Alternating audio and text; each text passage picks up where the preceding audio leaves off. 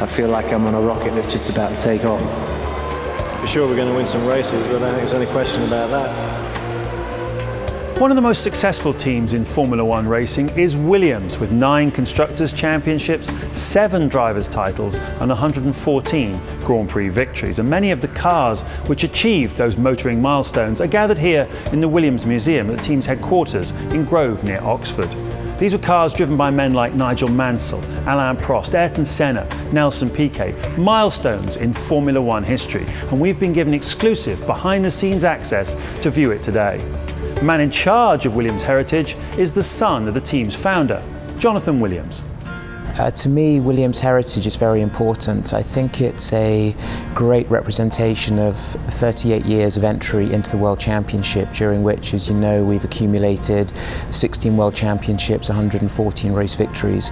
There have been some great names through here, not just drivers, but team personnel too.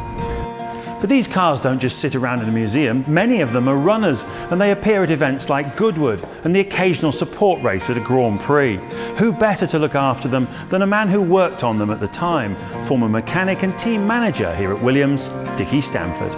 It's probably one of the best jobs in the world. You know, these bring back memories 30 years ago when I actually worked on these cars, and so I remember lots of things from each car. We normally have up to 4 cars in here. The FW13 over my right shoulder, this has not seen the light of day for 25 years. Do you have any particular favourites amongst the cars you work on here?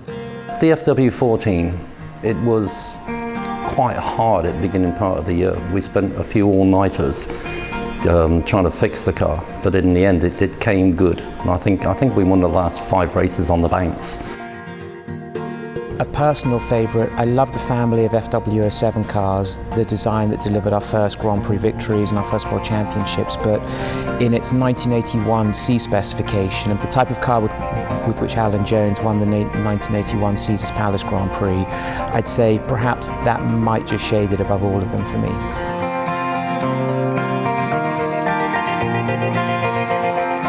Which was the hardest car to work on, the one that gave you the biggest headaches? Probably the FW15. That's our most sophisticated car we've ever built. Active ride, fully automatic gearbox, ABS, power steering. It has every trick in there, and everything was a headache, but it was successful. I think racing cars are in some ways life forms, so therefore they need to have a structure, a platform, a program that continues to drive them forward. Engineering excellence. It's what Williams is all about, making sure that the car is at its best all the time. Patrick drummed it into me, Adrian followed, and now Pat's in charge, and Pat's carrying on that tradition. If it's not right, it's not going on the car.